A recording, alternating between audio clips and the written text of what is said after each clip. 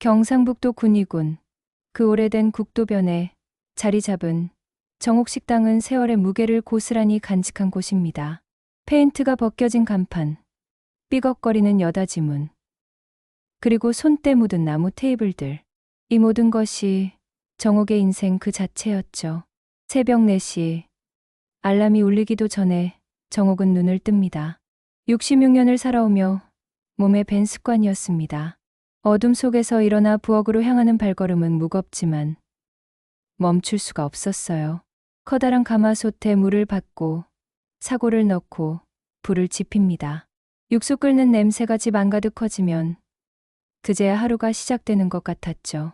오늘도 또 이렇게 시작하는구나. 정옥은 국자로 육수를 저으며 작게 중얼거립니다. 창밖은 아직 캄캄했고 마을은 고요했습니다. 이 시간만큼은 오롯이 정옥만의 시간이었어요. 아무도 간섭하지 않고 아무도 요구하지 않는 시간. 하지만 그 고요함 속에서 정옥은 문득 외로움을 느낍니다. 식당을 연지 벌써 40년이 넘었습니다. 젊은 시절 남편과 함께 시작했던 이 작은 식당은 정옥의 전부였어요. 남편이 세상을 떠난 후에도 정옥은 혼자 식당을 지켰습니다. 아들 민수를 대학까지 보내고 결혼시키고 손주까지 보는 동안 정옥은 단 하루도 쉬지 않았죠. 아침 7시가 되자 단골 손님들이 하나둘 들어오기 시작합니다. 고속도로를 오가는 화물차 기사들, 새벽 농사일을 마치고 들르는 농민들. 이들은 정옥식당의 해장국을 먹으며 하루를 시작합니다.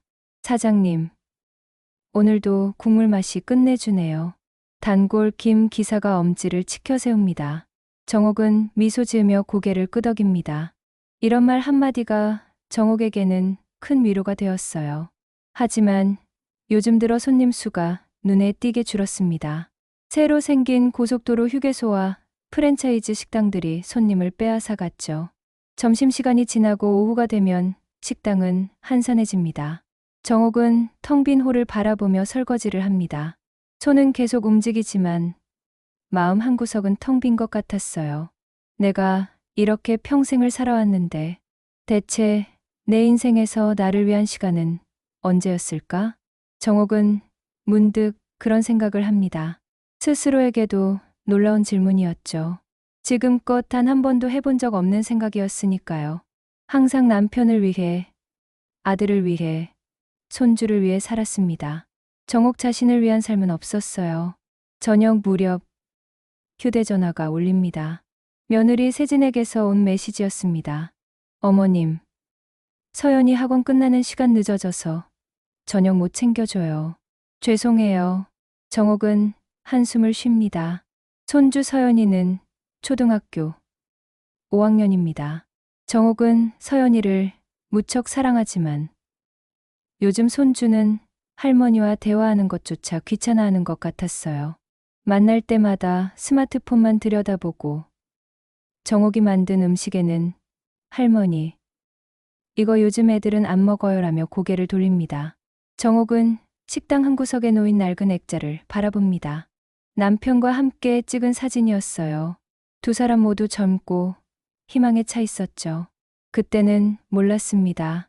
앞으로 펼쳐질 세월이 이토록 고되리라는 것을. 여보, 당신이 떠나고 나서 정말 외로웠어요. 아들놈은 잘 키웠다고 생각했는데 요즘은 모르겠어요. 정옥은 혼잣말을 합니다. 아들 민수는 서울에서 대기업 부장으로 일합니다. 자랑스러운 아들이었죠. 하지만 민수가 성공할수록 정옥은 점점 더 멀어지는 것 같았어요. 명절에만 잠깐 내려와 형식적인 인사를 건네고 급히 올라갑니다. 며느리 세진은 뷰티 사업을 한다며 늘 바쁘다고 했죠. 엄마는 식당 하시니까 편하시잖아요. 며느리가 지난번 명절에 했던 말이 정옥의 가슴에 뒷수처럼 꽂혔습니다. 편하다고요? 새벽 4시에 일어나 밤 10시까지 일하는 게 편한 거라고요? 정옥은 아무 말도 하지 않았습니다. 며느리 비위를 거스르면 아들이 힘들어질까봐 참았죠. 밤 9시 정옥은 마지막 손님을 보내고 문을 닫습니다. 하루의 매출을 정리하며 한숨이 나옵니다. 예전만 못했어요. 물가는 오르는데 손님은 줄고 수입은 점점 줄어듭니다. 하지만 식당을 포기할 수는 없었어요. 이것이 정옥의 전부니까요. 집으로 돌아가는 길, 정옥은 하늘을 올려다봅니다. 별이 총총히 박힌 밤하늘이었습니다. 어릴 적 시골에서 보던 그 하늘과 똑같았죠. 하지만 정옥의 마음은 예전 같지 않았습니다. 나도 이제 나이가 들었구나. 언제까지 이렇게 살 수 있을까? 정옥은 자신의 손을 내려다봅니다. 주름지고 거친 손이었어요. 평생 설거지하고 음식 만들고 청소하며 살아온 손입니다. 이 손으로 아들을 키웠고 식당을 지켰습니다. 하지만 이 손은 정작 정옥 자신을 위해서는 아무것도 하지 못했죠. 집에 도착해 문을 열자 적막함이 정옥을 맞이합니다. 혼자 사는 집은 늘 이렇게 조용했어요. 텔레비전을 켜고 간단히 저녁을 먹습니다. 남은 반찬으로 대충 때우는 식사였죠. 정옥은 평생 남들에게 맛있는 음식을 만들어줬지만 정작 자신은 제대로 된 식사를 한 적이 드뭅니다.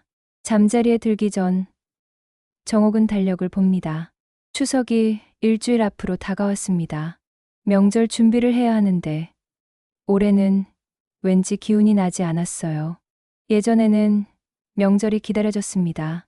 온 가족이 모여 밥을 먹고 아들의 웃음소리를 듣고 손주와 놀아주는 시간이 행복했죠. 하지만 이제는 명절이 부담스러웠습니다. 며느리는 늘 정옥이 차린 음식에 대해 불평했어요. 요즘은 이렇게 안 해요. 너무 기름지지 않아요? 서윤이는 이런 거 안 먹어요. 정옥은 그럴 때마다 속으로 상처받았지만 내색하지 않았습니다. 참는 게 몸에 배어버렸으니까요. 정옥은 이불을 덮으며 눈을 감습니다. 내일 또 새벽 4시에 일어나야 합니다. 끝없이 반복되는 하루였죠. 하지만 이 반복 속에서 정옥은 점점 지쳐가고 있었습니다. 내 청춘을 다 바쳐 지킨 이 식당이지만 손주를 키워주고 며느리 비위를 맞추느라 정작 나라는 사람은 점점 사라져버렸구나. 정옥의 마음속에서 작은 목소리가 울려 퍼집니다. 그동안 애써 외면했던 진실이었죠. 정옥은 자신의 삶을 살지 못했습니다. 항상 누군가의 엄마로, 며느리로, 할머니로만 살아왔어요. 정옥이라는 한 사람의 여자로서의 삶은 어디에도 없었습니다. 잠이 오지 않는 밤, 정옥은 천장을 바라보며 생각합니다.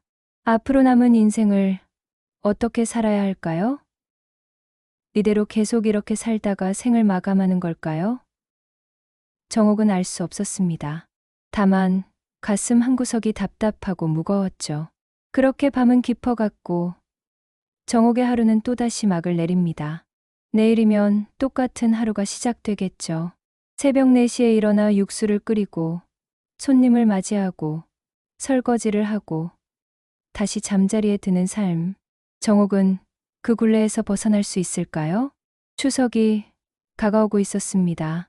그리고 정옥의 삶에도 예상치 못한 변화가 다가오고 있었습니다. 추석을 일주일 앞둔 저녁이었습니다. 정옥은 식당 문을 닫고 명절 준비 목록을 적고 있었어요. 전, 나물, 갈비찜, 송편. 손가락으로 하나씩 세어가며 적어 내려갑니다. 벌써 몇 번째 명절인지 셀 수도 없을 만큼 오랜 시간 이렇게 준비해왔죠. 올해도 10명은 좋게 먹을 양을 준비해야겠지. 정옥은 혼잣말을 하며 고개를 끄덕입니다. 아들네 식구 셋, 그리고 혹시 모를 손님들까지 늘 넉넉하게 준비하는 게 정옥의 습관이었어요. 모자라는 것보다는 남는 게 낫다는 생각이었죠. 그때 휴대전화가 울렸습니다. 화면에 민수라는 이름이 떴어요. 정옥은 반가운 마음에 서둘러 전화를 받습니다. 여보세요. 민수야? 엄마. 나야. 민수의 목소리는 평소와 달리 조심스러웠습니다. 정옥은 무언가 이상함을 느꼈지만 애써 밝게 말했어요. 그래. 추석 준비하려고 장 봐야 하는데. 너희는 언제 내려오니? 서연이가 좋아하는 갈비찜도 만들어 놓을게. 잠시 침묵이 흘렀습니다. 수화기 너머로 민수가 망설이는 기척이 느껴졌어요. 정옥의 가슴이 철렁 내려앉습니다. 그게 엄마 미안한데 민수의 말이 이어지기도 전에 옆에서 너느리 세진의 목소리가 들렸습니다. 어보, 빨리 말씀드려. 우리 짐 싸야 한다니까. 정옥은 숨을 죽이고 귀를 기울였습니다. 민수가 다시 말을 이었죠. 엄마, 우리 이번 추석에 유럽 좀 다녀오려고 해. 회사 프로젝트가 끝나서 기회거든. 이런 기회가 언제 올지 모르잖아. 정옥은 말문이 막혔습니다. 명절에 추석에 여행을 간다고요? 정옥의 머릿속이 하얗게 변했어요. 뭐? 명절인데? 정옥의 목소리는 떨렸습니다. 믿을 수가 없었죠. 아들이 명절을 가족과 보내지 않겠다는 말을 하다니요. 수화기 너머로 세진의 목소리가 다시 들렸습니다. 이번에는 전화기를 빼앗은 듯 세진이 직접 말했어요. 어머님, 요즘은 다들 이렇게 살아요. 명절에 꼭 모여야 한다는 게 옛날 관습이잖아요. 어머님도 식당 요즘 손님 없으시다며? 그냥 간단하게 드시면 되지 않아요? 정옥은 숨이 막혔습니다. 간단하게? 지난 수십 년 동안 명절마다 수십 인분의 음식을 준비하고 온 가족을 맞이했던 자신을 이제는 간단하게 먹어도 되는 사람으로 취급하는 겁니까? 세진아, 그래도 명절인데. 어머님, 저희도 평생 일만 하면서 살았어요. 서연이도 쉬어야 하고요. 그리고 솔직히 어머님 음식도 요즘 애들 입맛에는 안 맞잖아요. 너무 전통적이고 기름지고. 세진의 말은 거침없었습니다. 정옥은 가슴이 찢어지는 것 같았어요. 평생 정성을 다해 만든 음식이 입맛에 안 맞는다는 말로 폄하되는 순간이었죠. 민수야, 너는 어떻게 생각하니? 정옥은 떨리는 목소리로 아들에게 물었습니다. 아들이라면, 자신이 키운 아들이라면 엄마 편을 들어줄 거라 기대했죠. 엄마, 미안해. 나도 좀 쉬고 싶어. 회사 일이 진짜 힘들었거든. 그리고 세진이 말도 일리가 있잖아. 요즘 젊은 사람들은 다들 명절에 여행 다니고 그래.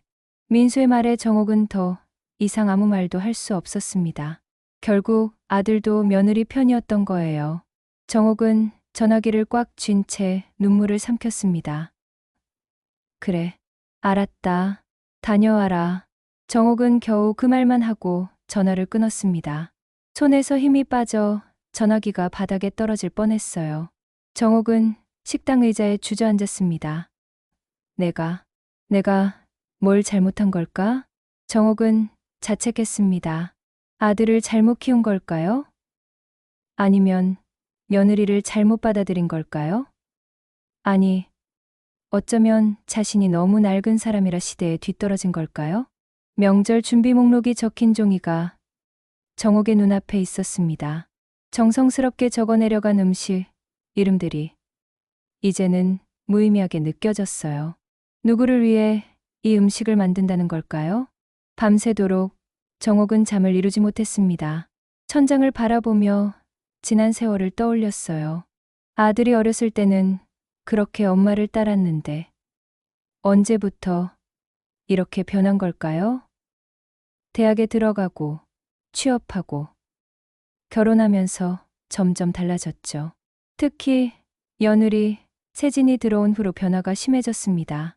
세진은 처음부터 시어머니인 정옥을 무시하는 듯한 태도를 보였어요. 요즘은 그렇게 안 해요. 옛날 방식이에요. 너무 전통적이에요. 세진의 입에서 나오는 말은 늘 정옥을 낡은 사람으로 만들었죠. 아들 민수는 그런 아내의 편만 들었습니다. 엄마, 세진이는 현대적이고 합리적인 사람이야. 엄마도 좀 변해야 해. 민수의 말은 정옥에게 상처가 되었지만 정옥은 참았어요. 아들이 행복하다면 그걸로 됐다고 생각했죠. 하지만 이번 일은 달랐습니다. 명절에 가족을 버리고 여행을 간다니 이건 정옥이 받아들일 수 없는 일이었어요. 명절은 가족이 모이는 날이고 조상을 기리는 날입니다. 그런 날을 이렇게 쉽게 포기한다는 게 정옥은 이해할 수 없었죠. 다음 날 아침, 정옥은 평소보다 더 일찍 일어났습니다. 어차피 잠도 오지 않았으니까요. 식당으로 가서 육수를 끓이기 시작했어요. 손은 계속 움직이지만 마음은 텅 비어 있었습니다. 단골 손님들이 들어와 인사를 건넸지만 정옥은 제대로 대답하지 못했어요. 단골 박 사장이 이상함을 눈치채고 물었습니다. 정 사장, 무슨 일 있어? 안색이 안 좋은데? 정옥은 고개를 저었습니다. 남에게 말할 수 있는 일이 아니었어요. 가족 이야기를, 그것도 아들 자랑만 늘어놓던 자신이 아들에게 상처받았다는 걸 어떻게 말할 수 있겠습니까? 아니에요. 괜찮아요. 그냥 좀 피곤해서요. 정옥은 억지로 웃으며 대답했습니다. 박 사장은 의심스러운 눈초리로 정옥을 바라봤지만 더 이상 묻지 않았죠. 점심시간이 지나고 오후가 되었습니다. 정옥은 식당 한 구석에 앉아 멍하니 창밖을 바라봤어요. 국도를 지나가는 차들이 보였습니다. 저 차들 속에는 가족이 있겠죠. 함께 어디론가 가는 가족들. 정옥에게는 그런 가족이 있기는 한 걸까요? 휴대전화에서 알림이 울렸습니다. 며느리 세진이 보낸 메시지였어요. 어머님, 비행기 표 끊었어요. 추석 당일 출발이에요. 전날 밤에는 집에서 짐 싸야 해서 못 내려가요. 어머님도 편히 쉬세요. 정옥은 휴대전화를 내려놓았습니다. 편히 쉬라고요? 혼자 명절을 보내는 게 편한 거라고 생각하는 걸까요? 정옥은 쓴웃음을 지었습니다. 저녁이 되어 식당 문을 닫았습니다. 집으로 돌아가는 길이 유난히 무겁게 느껴졌어요. 집에 도착해도 아무도 없습니다. 텅 빈 집이 정옥을 맞이했죠. 정옥은 부엌에 놓인 명절 준비 목록을 다시 봤습니다. 이제 이 목록은 필요 없게 됐어요. 정옥은 종이를 구겨 쓰레기통에 던졌습니다. 평생 명절을 준비했는데 이제는 혼자 보내야 하는구나. 정옥의 눈에서 눈물이 흘러내렸습니다. 참고 참았던 눈물이었죠. 평생 강했던 정옥이었지만 이번만큼은 눈물을 멈출 수가 없었습니다. 밤이 깊어갔습니다. 정옥은 혼자 소주잔을 기울였어요. 평소에는 술을 거의 마시지 않았지만 오늘만큼은 마시지 않고는 견딜 수가 없었습니다. 여보, 당신이 살아있었다면 이런 일이 없었을 텐데. 정옥은 남편의 사진을 바라보며 말했습니다. 남편이 살아있었다면 아들이 이렇게까지 변하지는 않았을 거예요. 남편은 엄했지만 가족을 사랑하는 사람이었죠. 술잔을 비우며 정옥은 생각했습니다. 앞으로 어떻게 살아야 할까요? 이대로 계속 아들, 가족의 눈치만 보며 살아야 할까요? 아니면 뭔가 변화가 필요한 걸까요? 정옥은 알 수 없었습니다. 다만 한 가지는 확실했어요. 이번 일로 정옥의 마음속에 무언가가 깨졌습니다. 그동안 애써 외면했던 현실이 이제는 더 이상 외면할 수 없게 된 거예요. 추석이 다가오고 있었습니다. 정옥에게는 처음으로 홀로 보내는 명절이 될 예정이었죠. 추석 전날, 정옥은 평소처럼 새벽에 일어났습니다. 하지만 오늘은 육수를 끓이는 마음이 달랐어요. 누구를 위해 이 일을 하는지 모르겠다는 생각이 들었죠. 그래도 손은 멈추지 않았습니다. 평생 해온 일이니까요. 식당 문을 열고 준비를 하는데 단골 박 사장이 일찍 들어왔습니다. 70대 초반인 박 사장은 정옥보다 나이가 많았지만 여전히 정정했어요. 근처에서 작은 건설, 자재상을 운영하는 분이었죠. 정 사장, 명절인데 오늘은 일찍 문 닫아야지. 박 사장이 자리에 앉으며 물었습니다. 정옥은 고개를 끄덕이며 해장국을 내왔어요. 그래야죠. 아드님이 오시나? 정옥이 묻자 박 사장은 씁쓸하게 웃었습니다. 뭐, 온다는 연락은 있는데 언제 올지 모르지. 요즘 자식들은 다 그렇더라고. 박 사장의 말에 정옥은 공감했습니다. 자신만 이런 처지가 아니라는 게 조금은 위안이 되었지만 동시에 더 슬펐어요. 모든 노인들이 이렇게 자식에게 외면받고 사는 걸까요? 점심시간이 지나고 오후 2시쯤 정옥은 식당 정리를 하고 있었습니다. 오늘은 일찍 문을 닫으려고 했죠. 그런데 박 사장이 다시 식당으로 들어왔습니다. 이번에는 낯선 남자와 함께였어요. 정 사장, 잠깐 시간 좀 내줄래? 박 사장의 표정이 심각했습니다. 정옥은 고개를 끄덕이며 두 사람을 테이블로 안내했어요. 이 사람은 서울에서 내려온 투자자야. 이 근처 땅이랑 건물 매입하는 일을 하는데 정 사장 식당에 관심이 있다고 하더라고. 박 사장의 말에 정옥은 당황했습니다. 식당을 판다고요? 정옥은 그런 생각을 해본 적이 없었어요. 아니, 박 사장님, 저는 식당 팔 생각이. 정옥이 말을 잇기도 전에 투자자가 명함을 내밀었습니다.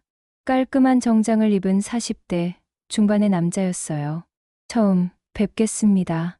저는 부동산 개발 회사를 운영하는 김태호라고 합니다. 이 지역에 물류센터 개발 계획이 있어서요. 정 사장님 식당 자리가 아주 좋거든요. 김태호는 능숙하게 말했습니다. 정옥은 명함을 받으며 난감한 표정을 지었죠. 저는 그런 생각이 없는데요. 정 사장, 일단 얘기나 들어봐. 요즘 힘들잖아. 손님도 줄고 나이도 있고. 박 사장이 진지하게 말했습니다. 정옥은 박 사장의 눈빛에서 진심 어린 걱정을 읽었어요.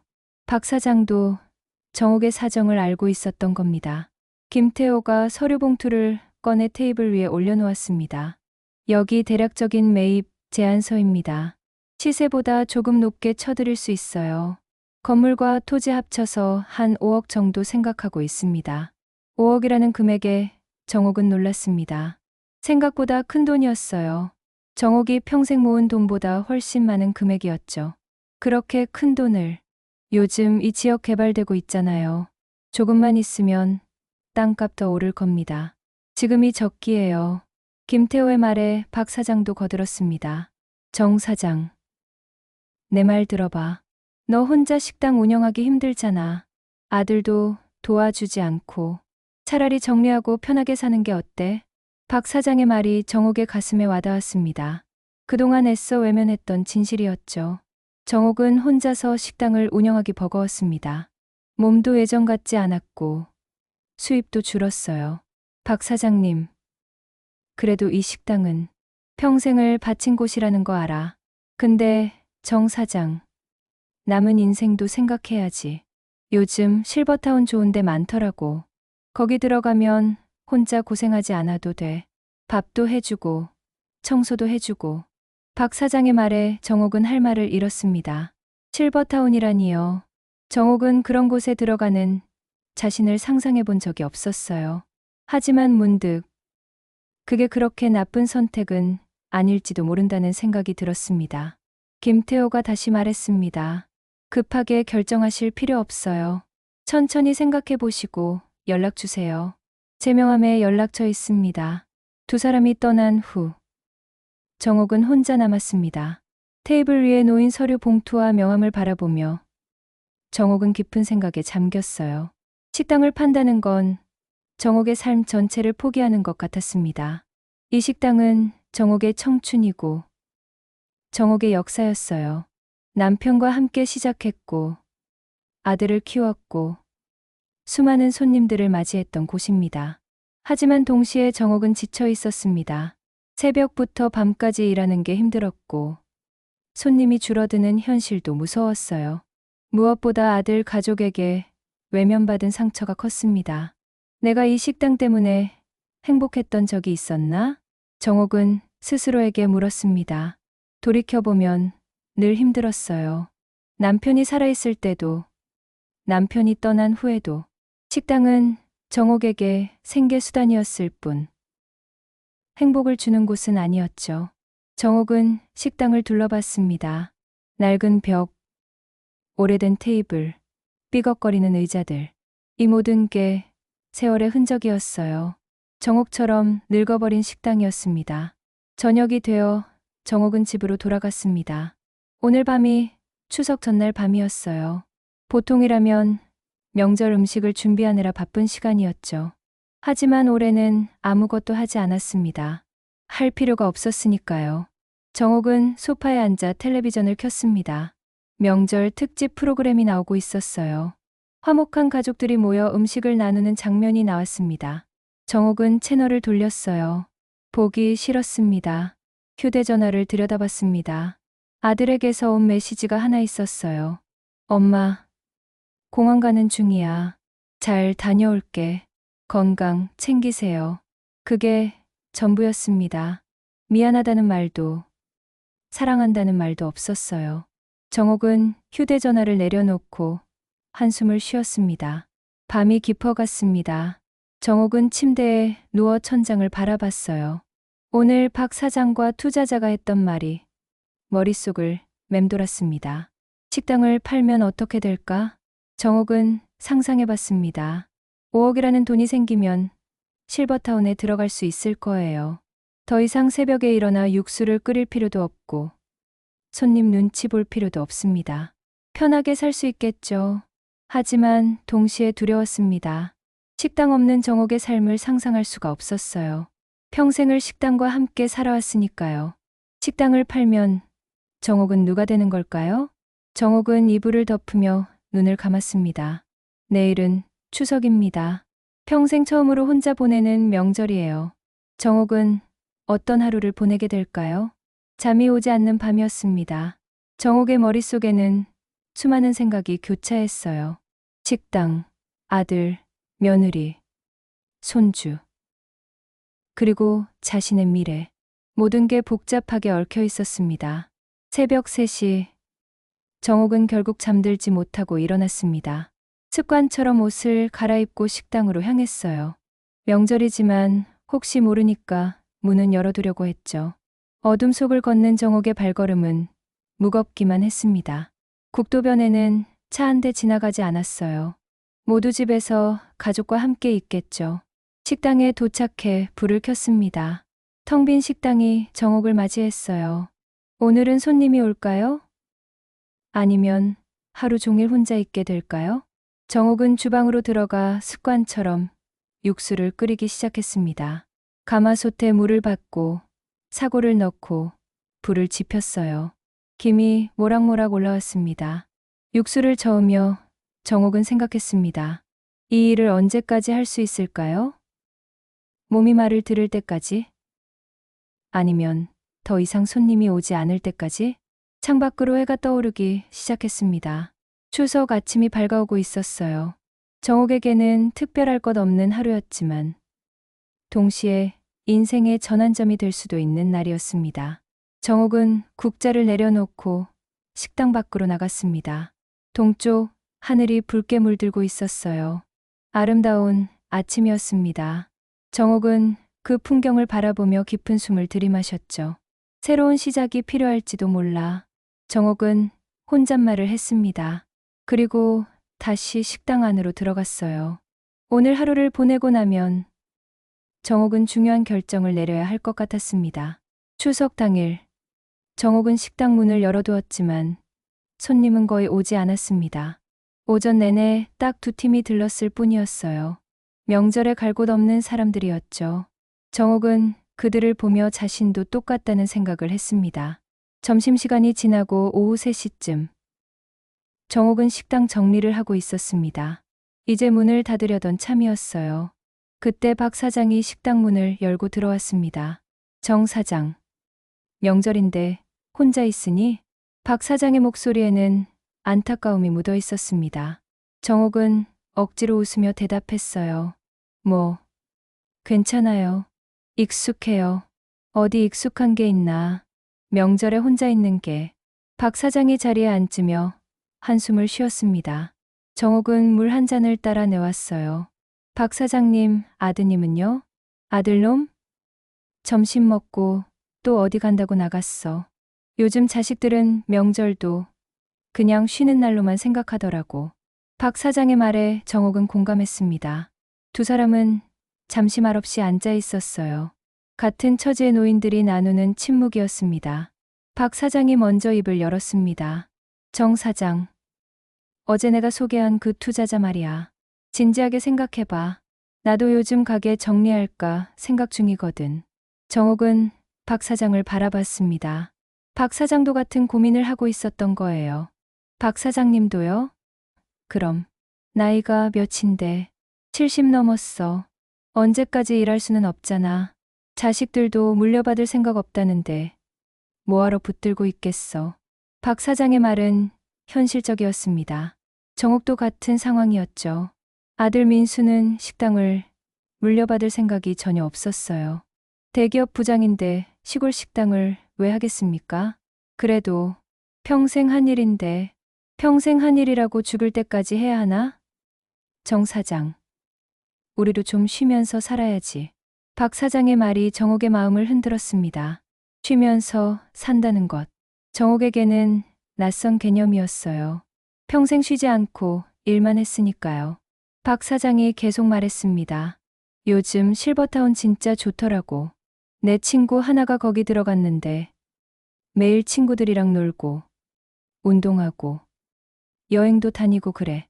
우리도 그렇게 좀 살아보자고. 정옥은 박 사장의 얼굴을 봤습니다. 진심이 담긴 눈빛이었어요. 박 사장도 정말로 지쳐 있었던 겁니다. 박 사장님은 결정하신 거예요? 응. 나는 다음 달에 계약할 거야. 그 투자자가 내 가게도 사겠다고 했거든. 정 사장도 같이 하면 우리 근처 실버타운에 같이 들어갈 수 있어. 박 사장의 제안은 솔깃했습니다. 혼자가 아니라 아는 사람과 함께라면 덜 외롭겠죠. 정옥은 진지하게 고민하기 시작했어요. 생각해 볼게요. 그래. 천천히 생각해. 근데 너무 오래 고민하지는 마. 기회는 언제나 있는 게 아니니까. 박 사장이 일어서며 말했습니다. 정옥은 고개를 끄덕이며 박 사장을 배웅했어요. 혼자 남은 정옥은 식당을 둘러봤습니다. 이 모든 걸 정말 포기할 수 있을까요? 정옥은 확신이 서지 않았어요. 저녁이 되어 정옥은 식당 문을 닫았습니다. 집으로 돌아가는 길에 휴대전화가 울렸어요. 모르는 번호였습니다. 정옥은 전화를 받았죠. 여보세요? 정옥 씨? 나 영희야. 목소리를 듣는 순간 정옥은 깜짝 놀랐습니다. 영희는 정옥의 오랜 친구였어요. 20년 넘게 연락이 끊겼던 친구였죠. 영희야, 어떡해. 명절이라 옛날 친구들 생각나서. 너 잘 지내고 있어? 영희 목소리는 밝았습니다. 정옥은 반가우면서도 복잡한 감정이 들었어요. 응, 잘 지내. 넌? 나? 나는 지난달에 남편이랑 실버타운 들어갔어. 서울 근처에 있는데 정말 좋더라. 또 실버타운이었습니다. 정옥은 귀가 솔깃했어요. 실버타운. 어때? 진짜 좋아. 우리 나이에 이렇게 편하게 살 수 있는 줄 몰랐어. 밥도 해주고, 청소도 해주고, 프로그램도 많고, 매일 친구들이랑 수다 떨고, 운동하고 그래. 영희 말에는 행복이 묻어났습니다. 정옥은 부러웠어요. 좋겠다. 나는. 너는 뭐해? 아직도 식당 해? 응. 계속하고 있어. 정옥아. 너도 이제 그만하고 쉬어. 평생 일만 했잖아. 우리 나이에 뭐하러 그렇게 고생해. 영희의 말이 정옥의 가슴에 와닿았습니다. 평생 일만 했다는 말이요. 정말 그랬어요. 정옥은 평생 자신을 위해 산 적이 없었습니다. 생각해 볼게.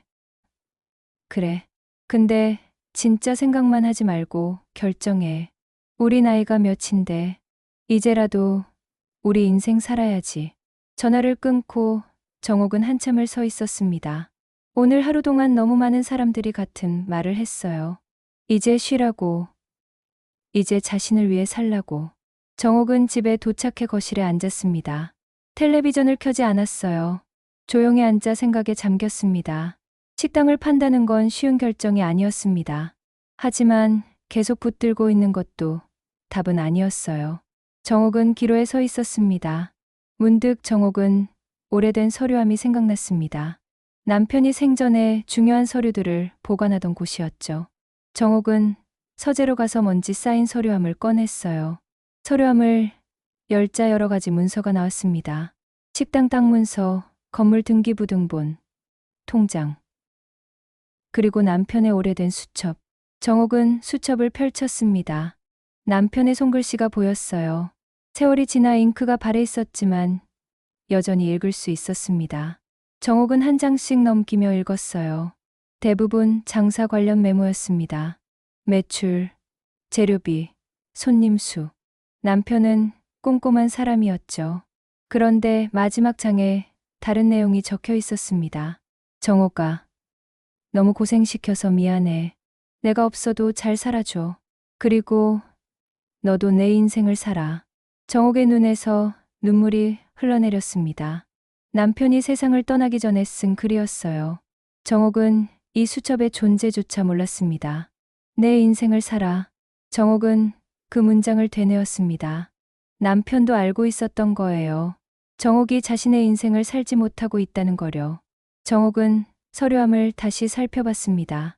통장에는 생각보다 적은 돈이 있었어요. 평생 모은 돈이 고작 이 정도였습니다. 식당을 팔지 않으면 노후 자금도 부족할 것 같았죠. 땅 문서를 꺼내 들여다봤습니다. 이 땅은 남편과 정옥이 젊은 시절 온 힘을 다해 마련한 겁니다. 당시에는 변두리 땅이었지만 지금은 제법 가치가 있는 곳이 되었어요. 정옥은 결심이 서기 시작했습니다. 이 땅을 팔면 새로운 삶을 시작할 수 있을 거예요. 남편이 바랐던 대로 자신의 인생을 살 수 있겠죠. 하지만 한편으로는 두려웠습니다. 아들 민수가 뭐라고 할까요?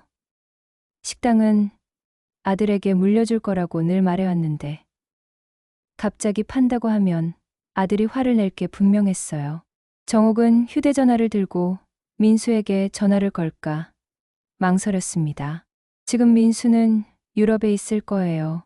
전화를 받을까요? 결국 정옥은 전화하지 않기로 했습니다. 먼저 결정을 내린 후에 말하는 게 나을 것 같았어요. 어차피 아들은 반대할 테니까요. 밤이 깊어갔습니다. 정옥은 남편의 수첩을 가슴에 안고 잠자리에 들었어요. 오늘은 평생 처음으로 혼자 보낸 추석이었습니다. 하지만 내년 추석에는 다른 모습으로 보낼 수 있을지도 몰랐죠. 정옥은 눈을 감으며 생각했습니다. 이제는 정말로 변화가 필요한 때인가 봅니다. 더 이상 미루면 안 될 것 같았어요. 내일 아침이 되면 정옥은 중요한 결정을 내릴 겁니다. 추석 다음 날 아침, 정옥은 평소보다 늦게 일어났습니다. 어젯밤 늦게까지 잠을 이루지 못했기 때문이에요. 하지만 마음은 이상하게도 가벼웠습니다. 뭔가 결심이 선 것 같았죠. 식당으로 가는 길에 정옥은 김태호의 명함을 꺼내봤습니다. 투자자의 명함이었어요. 정옥은 휴대전화를 꺼내 번호를 눌렀습니다. 여보세요. 김태호입니다. 아, 안녕하세요. 정옥식당 정옥입니다. 며칠 전에 뵀었죠. 아, 정 사장님. 연락 주셔서 감사합니다. 제안 검토해 보셨어요? 김태호의 목소리가 밝아졌습니다. 정옥은 심호흡을 한번 하고 말했어요. 네. 진지하게 생각해 봤는데요. 한번 자세히 이야기 나눠보고 싶습니다. 좋습니다. 언제 시간 되세요? 오늘 오후는 어떠세요? 완벽합니다. 오후 2시에 식당으로 찾아뵙겠습니다. 전화를 끊고 정옥은 가슴이 두근거렸습니다. 드디어 첫 발을 내디딘 거예요. 두렵기도 했지만 동시에 설렜습니다. 식당 문을 열고 준비를 하는데 이웃집 아주머니가 급히 들어왔습니다. 60대 후반의 김 아주머니는 정옥과 20년 넘게 이웃으로 지낸 분이었어요. 정옥 씨, 큰일 났어. 김 아주머니의 표정이 심각했습니다. 정옥은 깜짝 놀라 물었죠. 무슨 일이에요? 정옥 씨, 아들 민수 씨 말이야. 식당 담보로 대출 받았다던데?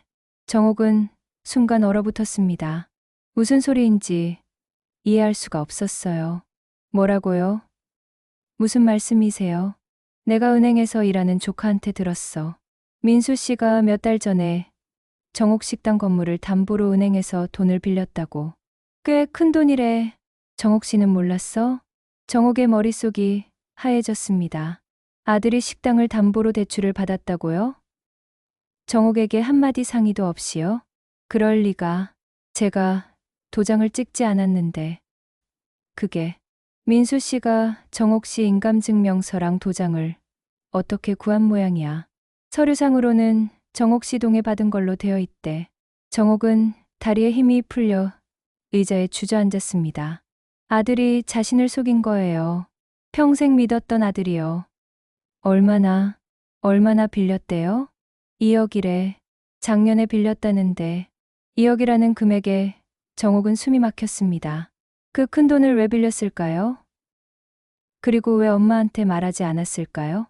김 아주머니가 정옥의 손을 잡았습니다. 정옥 씨, 괜찮아? 얼굴이 창백해. 저, 잠깐 혼자 있고 싶어요. 김 아주머니는 걱정스러운 눈빛으로 정옥을 바라보다가 조용히 나갔습니다. 혼자 남은 정옥은 온몸이 떨렸어요. 정옥은 급히 집으로 달려갔습니다. 서류함을 다시 꺼내 땅 문서를 확인했죠. 문서를 자세히 보니 작은 글씨로 근저당 설정이라는 도장이 찍혀 있었습니다. 정옥이 미처 발견하지 못했던 거예요. 이게 대체... 정옥은 손이 떨려 서류를 제대로 잡을 수가 없었습니다. 아들이 정말로 엄마 몰래 식당을 담보로 잡은 겁니다. 정옥은 급히 민수에게 전화를 걸었습니다. 유럽에 있을 시간이지만 상관없었어요. 당장 확인해야 했습니다. 한참을 기다린 끝에 민수가 전화를 받았습니다. 엄마. 왜? 지금 새벽인데. 민수야. 너 우리 식당 담보로 대출 받았니? 침묵이 흘렀습니다. 긴 침묵이었어요. 정옥은 그 침묵으로 모든 걸 알 수 있었습니다. 엄마. 그게. 대답해. 받았어. 안 받았어? 정옥의 목소리는 떨리고 있었지만 단호했습니다. 민수가 한숨을 쉬며 대답했어요. 받았어. 근데 엄마. 그건 어쩔 수 없었어. 회사에서 투자 기회가 생겼는데 강장 목돈이 필요했거든. 그걸 왜 엄마한테 말 안 했니? 내 이름으로, 내 식당으로 대출받으면서. 말하면 엄마가 반대할 거 뻔했잖아. 그리고 곧 갚을 거야. 투자금 회수되면. 정옥은 웃음이 나왔습니다. 허탈한 웃음이었어요. 곧 갚는다고? 작년에 빌렸으면 벌써 1년이 넘었는데? 엄마, 사업이 생각보다 시간이 걸려서 조금만 더 기다려줘. 그때 옆에서 며느리 세진의 목소리가 들렸습니다. 어보. 뭐야? 누구 전화야? 여행 중인데. 민수가 세진에게 뭐라고 말하는 소리가 들렸어요.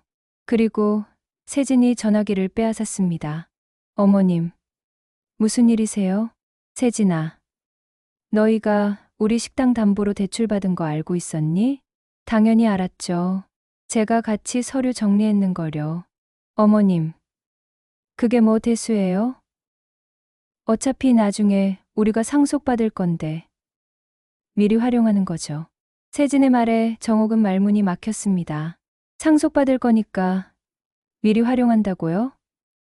정옥이 살아있는데 벌써 상속을 생각하고 있었던 겁니까? 세진아, 그건 아직 내 재산이야. 너희가 마음대로 할 수 있는 게 아니라고. 에이, 어머님, 그렇게 따지면 서운하잖아요. 가족끼리 내 거 있어요? 그리고 어머님, 식당도 요즘 잘 안 되시잖아요. 차라리 우리가 사업해서 돈 벌면 어머님한테도 좋은 거 아니에요? 세진의 말투는 당당했습니다. 잘못했다는 생각이 전혀 없는 것 같았어요. 정옥은 더 이상 대화할 기력이 없었습니다. 나중에 다시 얘기하자. 정옥은 전화를 끊었습니다. 그리고 그 자리에 주저앉아 울었어요. 평생 믿었던 아들이 자신을 배신한 겁니다. 평생 자식 믿고 살았는데 결국 내 노후를 저들이 담보로 잡았구나. 정옥은 눈물을 닦으며 일어났습니다. 더 이상 주저할 시간이 없었어요. 오후 2시에 김태호를 만나기로 했으니까요. 식당으로 돌아온 정옥은 마음을 다잡았습니다. 눈물을 닦고 화장을 고쳤어요. 약한 모습을 보이고 싶지 않았습니다.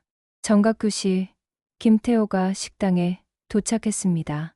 정장을 입은 그는 서류 가방을 들고 있었어요. 정 사장님, 뵙게 되어 반갑습니다. 앉으세요.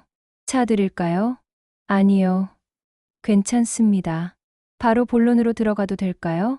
정옥은 고개를 끄덕였습니다. 김태호가 서류 가방에서 계약서를 꺼냈어요. 여기 매매 계약서 초안입니다. 건물과 토지 포함해서 5억에 매입하겠습니다. 계약금은 5천만 원. 잔금은 한 달 후 지급 가능합니다. 정옥은 계약서를 꼼꼼히 읽었습니다. 조건은 나쁘지 않았어요. 하지만 한 가지 문제가 있었죠. 저기요. 이 건물에 대출이 있는데 그것도 처리 가능한가요? 아, 근저당이요? 물론입니다. 잔금 치를 때 대출금 먼저 상환하고 나머지 금액 드리면 됩니다. 얼마나 남았죠? 2억입니다. 그럼 실제로 받으시는 금액은 3억 정도 되겠네요. 그래도 괜찮으시죠? 정옥은 잠시 생각했습니다. 3억이면 실버타운에 들어가고도 충분히 남을 금액이었어요. 네, 괜찮습니다. 그럼 계약 진행하시겠어요? 정옥은 깊은 숨을 들이마셨습니다.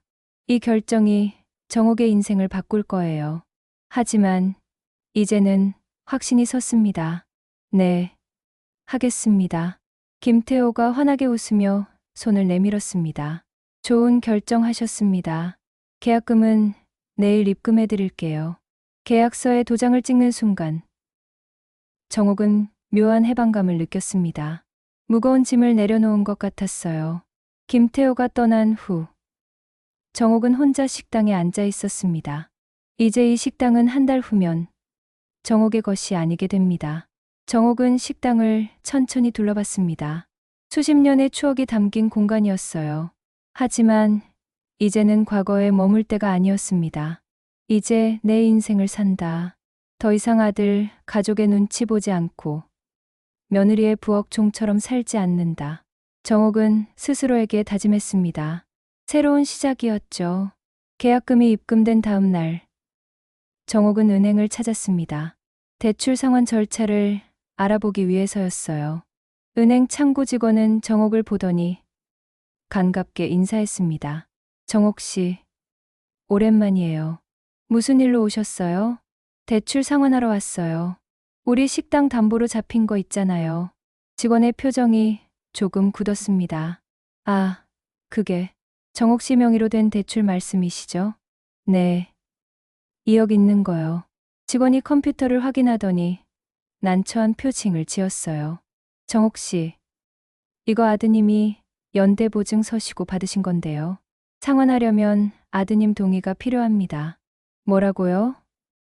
내 이름으로 된 대출인데 내 맘대로 못 갚는다고요? 서류상으로는 아드님이 주채무자로 되어 있고 정옥 씨는 담보, 제공자세요. 그래서 상환할 때도 아드님 서명이 필요합니다. 정옥은 어이가 없었습니다. 자기 재산을 담보로 잡혔는데 맘대로 풀 수도 없다니요. 그럼 어떻게 해야 하나요? 아드님께 연락하셔서 같이 오시면 됩니다. 아니면 아드님 위임장 받아오시거나요. 정옥은 한숨을 쉬며 은행을 나왔습니다. 결국 민수에게 연락해야 했어요. 정옥은 무거운 마음으로 민수에게 전화를 걸었습니다. 몇 번의 신호음 끝에 민수가 전화를 받았어요. 엄마, 왜? 민수야, 너 언제 들어오니? 모레 들어가. 왜? 식당 대출 상환해야 하니까. 같이 은행 좀 가자. 민수의 목소리가 급격히 변했습니다. 엄마, 갑자기 왜? 대출금을 왜 갚아? 아직 시간 있잖아. 나 식당 팔기로 했어. 전화기 너머로 침묵이 흘렀습니다. 긴 침묵이었어요. 뭐? 엄마가 뭐라고 했어? 식당 팔기로 계약했다고. 그래서 대출금 갚아야 해. 엄마, 그게 무슨 소리야? 우리한테 한마디 상의도 없이? 민수의 목소리가 높아졌습니다. 정옥은 침착하게 대답했어요. 너도 나한테 상의 없이 대출받았잖니. 똑같아. 이게 지금 장난해.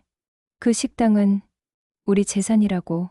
정옥은 화가 치밀어 올랐습니다. 우리 재산. 민수야. 그건 내 재산이야. 내 아버지랑 내가 평생 일해서 마련한 거라고. 내 재산이 아니야. 엄마는 지금 우리 가족 망하게 하려고 그래? 우리가 그 담보로 얼마나 많은 투자를 했는데.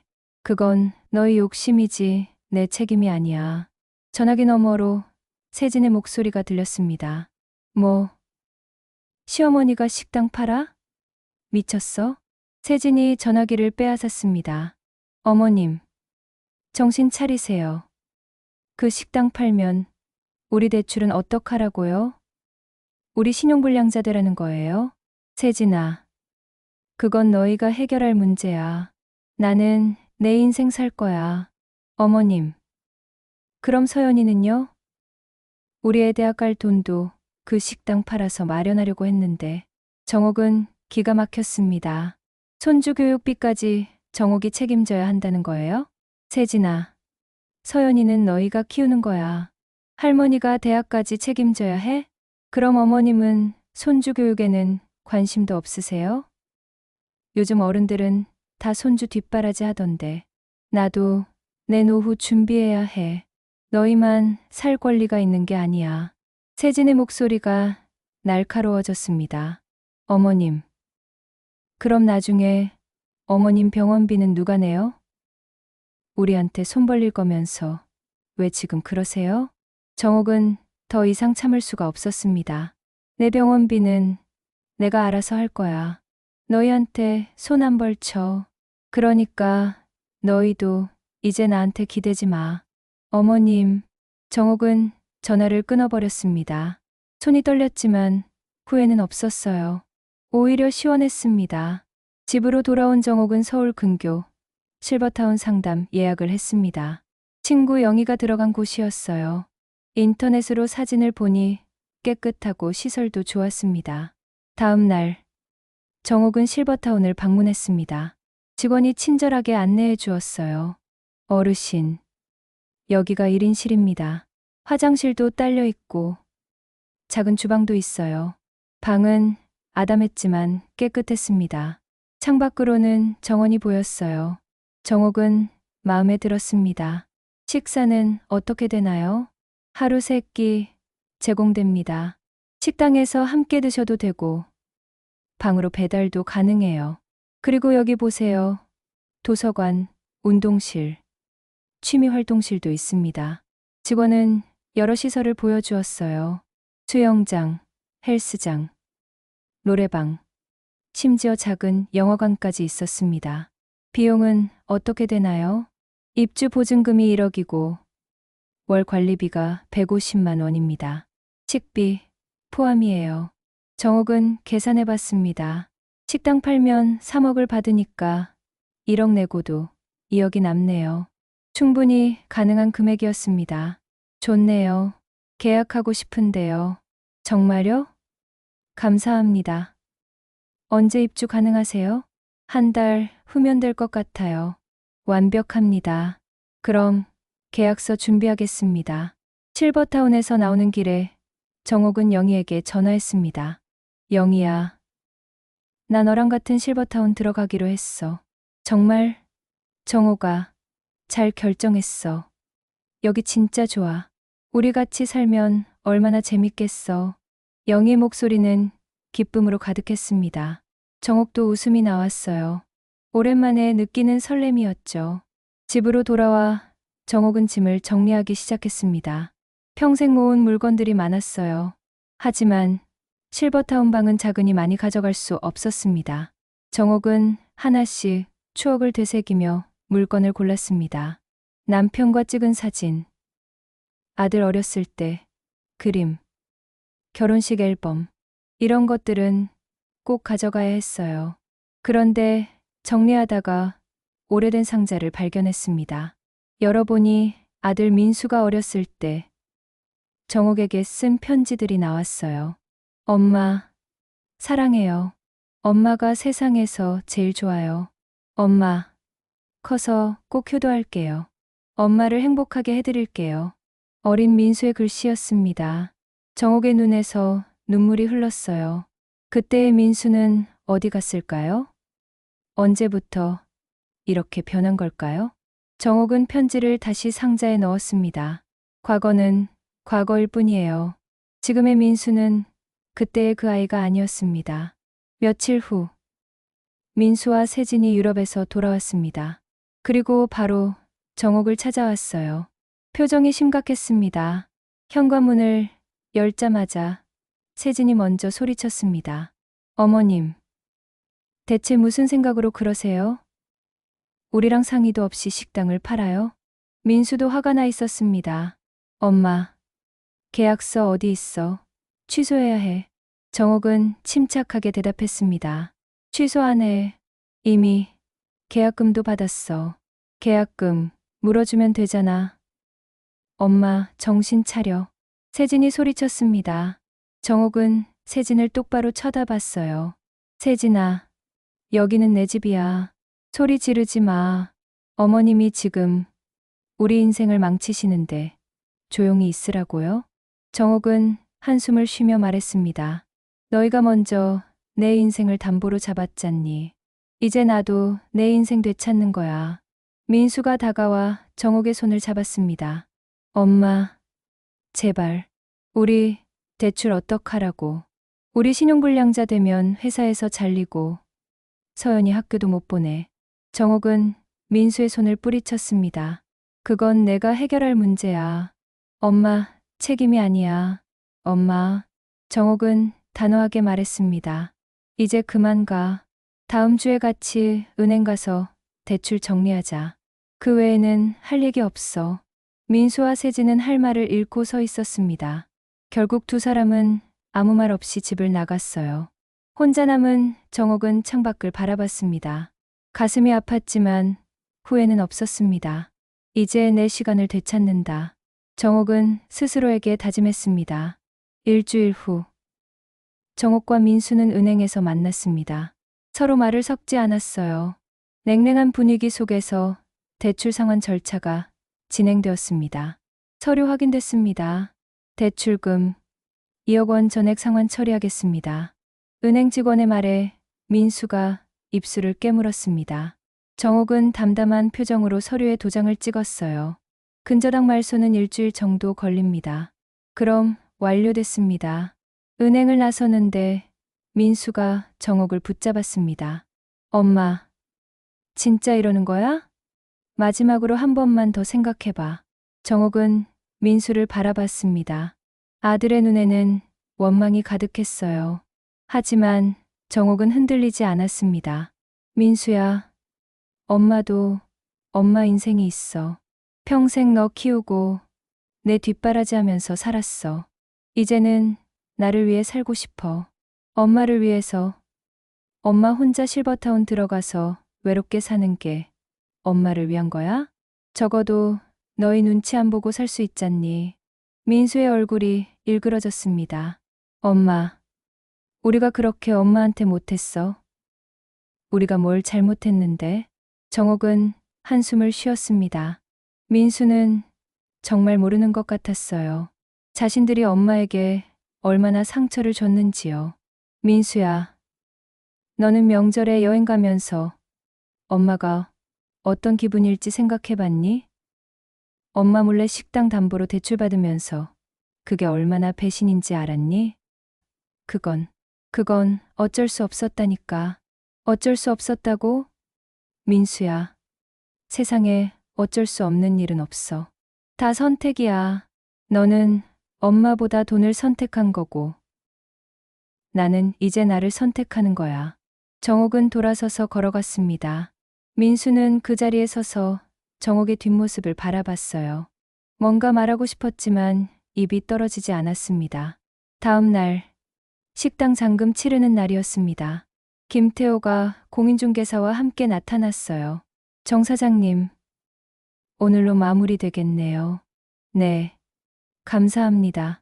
서류를 확인하고 도장을 찍는 순간 정옥은 묘한 감정을 느꼈습니다. 해방감과 동시에 허전함이었어요. 평생을 함께한 식당과의 이별이었으니까요. 통장에 3억이 입금되었습니다. 정옥은 처음 보는 큰돈이었어요. 평생 모아도 이런 돈은 본 적이 없었습니다. 정 사장님, 새로운 시작을 응원합니다. 김태호가 악수를 청했습니다. 정옥은 그의 손을 잡으며 고개를 끄덕였어요. 식당 문을 마지막으로 닫으며 정옥은 뒤를 돌아봤습니다. 40년 넘게 운영했던 식당이었어요. 이곳에서 웃고 울고 살아왔습니다. 이제는 남의 것이 되었죠. 안녕. 그리고 고마워. 정옥은 작게 속삭이며 열쇠를 김태호에게 건넸습니다. 일주일 후 실버타운 입주일이었습니다.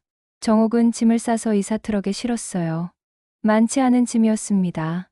평생의 삶이 이렇게 작은 트럭 한 대에 들어가는 게 신기했죠. 마을 사람들이 나와서 배웅해 주었습니다. 정옥 씨, 몸 건강하게 잘 지내요. 우리도 가끔 놀러 갈게요. 이웃들의 인사에 정옥은 눈시울이 붉어졌습니다. 오랜 시간 함께 살았던 사람들이었어요. 여러분, 그동안 감사했어요. 건강하세요. 정옥은 차에 올라탔습니다. 차창 밖으로 마을이 점점 멀어져 갔어요. 정옥의 오랜 삶도 함께 멀어지는 것 같았습니다. 서울 근교 실버타운에 도착하자 영희가 로비에서 기다리고 있었습니다. 정옥아, 드디어 왔구나. 영희가 달려와 정옥을 껴안았습니다. 정옥도 영희를 꼭 안았어요. 20년 만의 재회였지만 어제 본 것처럼 편안했습니다. 영희야, 내가 정말 잘한 거 맞지? 당연하지. 이제 우리 재밌게 살아보자. 짐을 풀고 방을 정리하는데 노크 소리가 들렸습니다. 문을 열자 70대로 보이는 할머니가 서 있었어요. 안녕하세요. 옆방에 사는 박순자예요. 새로 오셨다며? 반가워요. 아, 네. 정옥이라고 합니다. 여기 적응하려면 시간 좀 걸릴 거예요. 필요한 거 있으면 언제든 말해요. 순자의 친절한 말에 정옥은 고마움을 느꼈습니다. 여기서는 모두가 비슷한 처지였어요. 외로운 노인들이 모여 사는 곳이었죠. 저녁 식사 시간, 정옥은 영희와 함께 식당으로 갔습니다. 넓은 식당에는 수십 명의 노인들이 모여 밥을 먹고 있었어요. 정옥아, 여기 음식 진짜 맛있어. 영양사가 메뉴 짜서 건강식으로 나와. 영희 말대로 음식은 깔끔하고 맛있었습니다. 무엇보다 직접 요리하지 않아도 된다는 게 편했어요. 평생 남을 위해 밥을 해왔는데 이제는 누군가 자신을 위해 밥을 해주는 거였습니다. 식사 후 영희가 정옥의 손을 잡았습니다. 정옥아, 저기 댄스 교실 있는데 같이 가자. 나 요즘 댄스 배우는데 너무 재밌어. 댄스. 내가 무슨 댄스를. 에이. 나이 들었다고 못할 것도 없어. 가보자. 영희에 이끌려 댄스 교실에 들어갔습니다. 10명 정도의 할머니들이 음악에 맞춰 춤을 추고 있었어요. 정옥은 어색했지만 영희를 따라 몸을 움직여 봤습니다. 그래. 잘하시네요. 리듬을 타세요. 선생님이 격려했습니다. 정옥은 서툴렀지만 재밌었어요. 이런 걸 해본 적이 없었으니까요. 1시간 동안 춤을 추고 나니 땀이 났습니다. 하지만 기분은 상쾌했어요. 어때? 재밌지? 응. 생각보다 괜찮네. 영희가 활짝 웃었습니다. 정옥아, 여기 프로그램 진짜 많아. 요가, 수영, 그림 그리기, 노래 교실. 뭐든 할 수 있어. 우리 나이에도 배울 게 이렇게 많다니 신기하지? 정옥은 고개를 끄덕였습니다. 평생 식당 일만 했던 정옥에게 이 모든 게 새로운 세상이었어요. 밤이 되어 방으로 돌아왔습니다. 창밖으로 도시의 불빛이 보였어요. 정옥은 창가에 앉아 그 풍경을 바라봤습니다. 휴대전화가 울렸습니다. 손녀 서연이에게서 온 메시지였어요. 할머니, 보고 싶어요. 주말에 놀러 가도 돼요? 정옥의 얼굴에 미소가 번졌습니다. 서연이만큼은 순수했어요. 정옥은 답장을 보냈습니다. 그럼 언제든 오렴. 할머니가 맛있는 거 사줄게. 서연이의 답장이 바로 왔습니다. 와, 고마워요, 할머니. 아빠랑 엄마는 요즘 싸우기만 해요. 할머니한테 가면 좋겠어요. 정옥은 가슴이 찡했습니다. 민수 부부가 싸우고 있다니. 대출 문제 때문이겠죠. 하지만 그건 정옥이 책임질 일이 아니었어요. 서연아, 할머니가 항상 여기 있을게. 힘들 때 언제든 오렴. 정옥은 메시지를 보내고 휴대전화를 내려놓았습니다. 침대에 누워 정옥은 생각했습니다. 오늘 하루는 어땠을까요? 낯설었지만 나쁘지 않았어요. 오히려 설렜습니다. 평생 남을 위해 살았던 내 삶이었지만 이제 내 시간을 되찾았다. 정옥은 혼잣말을 했습니다. 늦었지만 괜찮았어요. 아직 시간은 있었으니까요. 다음 날 아침, 정옥은 일찍 일어났습니다. 새벽 4시에 일어나는 습관이 아직 남아 있었어요. 하지만 오늘은 육수를 끓일 필요가 없었습니다. 정옥은 창밖을 바라봤습니다. 동쪽 하늘이 붉게 물들고 있었어요. 새로운 하루가 시작되고 있었습니다. 새로운 시작이야. 정옥은 미소 지으며 중얼거렸습니다. 그리고 옷을 갈아입고 밖으로 나갔어요. 실버타운 정원을 산책하기 위해서였습니다. 이른 아침 공기는 상쾌했습니다. 정원에는 이미 몇몇 노인들이 산책하고 있었어요. 서로 인사를 건네며 지나쳤습니다. 정옥은 벤치에 앉아 하늘을 올려다봤습니다. 구름 한 점 없는 맑은 하늘이었어요. 정옥의 마음처럼 맑았습니다. 이제 시작이야. 내 인생의 새로운 장이. 정옥은 깊은 숨을 들이마셨습니다. 가슴 가득 희망이 차올랐어요. 석 달이 흘렀습니다. 정옥은 실버타운 생활에 완전히 적응했어요. 매일 아침 영희와 함께 산책하고, 오전에는 요가 수업을 듣고, 오후에는 그림 그리기나 독서 모임에 참여했습니다. 무엇보다 좋은 건 자유였어요. 아무도 간섭하지 않았고, 아무도 요구하지 않았습니다. 정옥은 처음으로 자신만의 시간을 온전히 누리고 있었죠. 어느 토요일 오후, 정옥은 로비에서 책을 읽고 있었습니다. 그때 익숙한 목소리가 들렸어요. 할머니. 고개를 들자 손녀 서연이가 뛰어오고 있었습니다. 정옥은 반갑게 서연이를 안아주었어요. 서연아, 왔구나. 할머니 보고 싶었지? 네, 할머니. 여기 진짜 멋있어요. 호텔 같아요. 서연이는 신기한 듯 주위를 둘러봤습니다. 정옥은 서연이의 손을 잡고 자신의 방으로 갔어요. 와, 할머니 방도 예뻐요. 시골집보다 훨씬 좋은데요? 그렇지? 할머니도 여기 와서 정말 행복해. 서연이는 창밖을 바라보며 말했습니다. 할머니, 진짜 잘 사시는 것 같아요. 저번에 할머니네 갔을 때보다 훨씬 밝아 보이세요. 정옥은 서연이의 머리를 쓰다듬었습니다. 이 아이는 참 순수했어요. 서연아, 엄마 아빠는 잘 지내시니? 서연이의 표정이 어두워졌습니다. 요즘 매일 싸워요. 아빠는 회사 일이 힘들다고 하고, 엄마는 사업이 안 된다고 하고, 둘이 할머니 얘기 나올 때마다 싸워요. 정옥의 가슴이 아팠습니다. 하지만 그건 민수 부부가 해결해야 할 문제였어요. 서연아, 부모님이 싸우는 건 내 잘못이 아니야. 어른들 문제는 어른들이 풀어야 하는 거란다. 할머니, 저 물어봐도 돼요? 왜 할머니는 아빠랑 엄마한테 화가 나신 거예요? 정옥은 잠시 생각했습니다.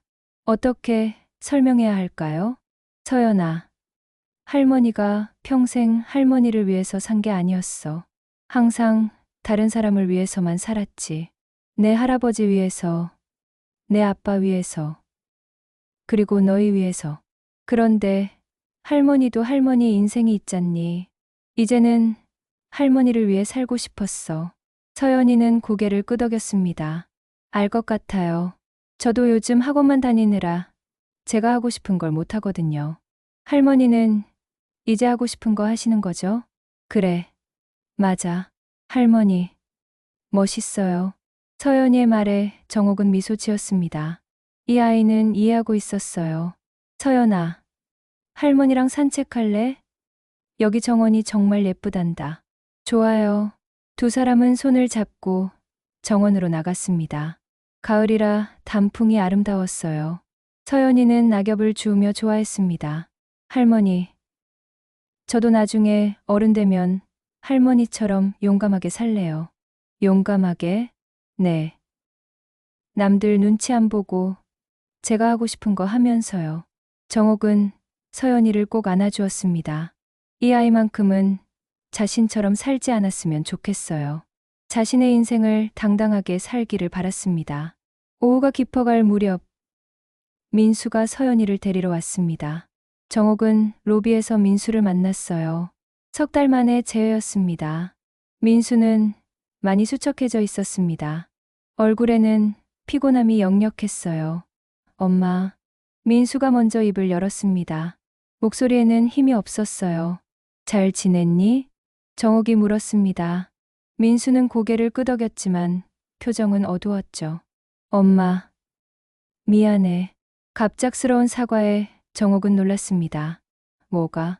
모든 게. 엄마 기분 생각 안 하고, 엄마 돈 함부로 쓰고, 엄마한테 화내고, 다 내가 잘못했어.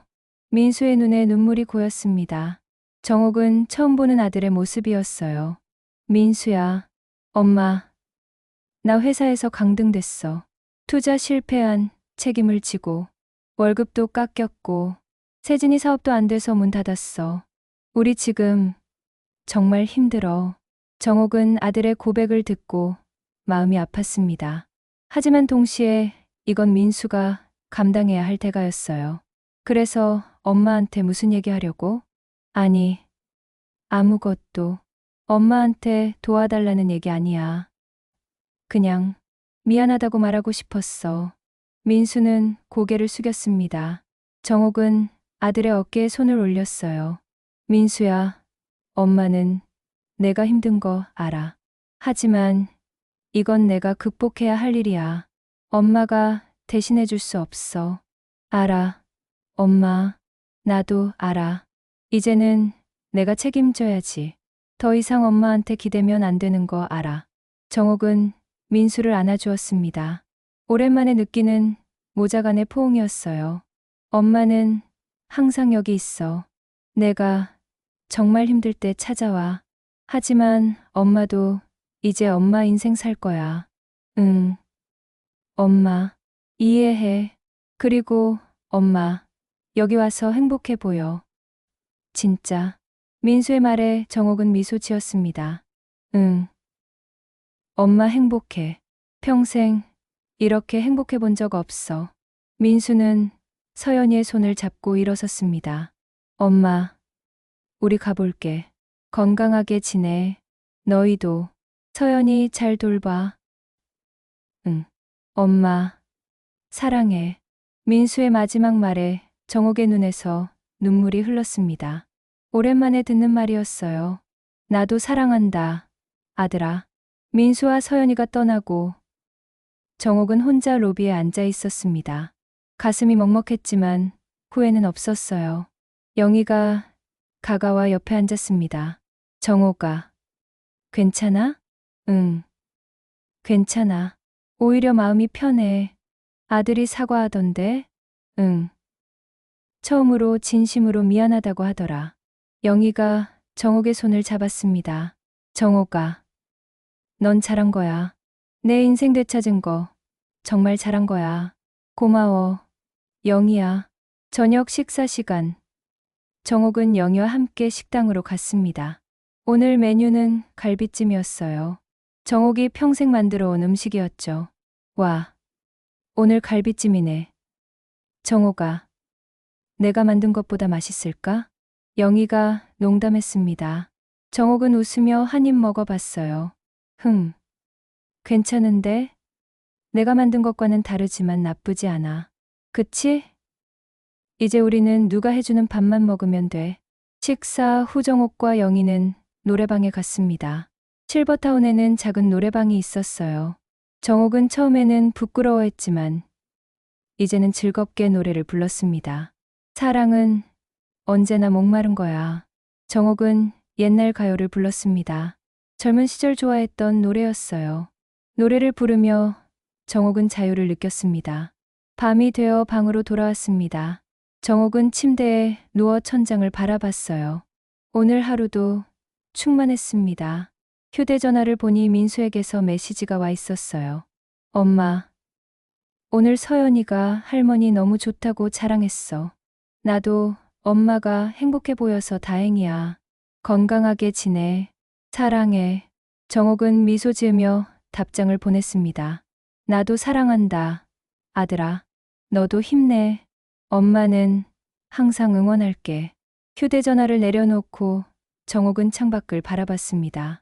도시의 불빛이 반짝이고 있었어요. 세상은 여전히 아름다웠습니다.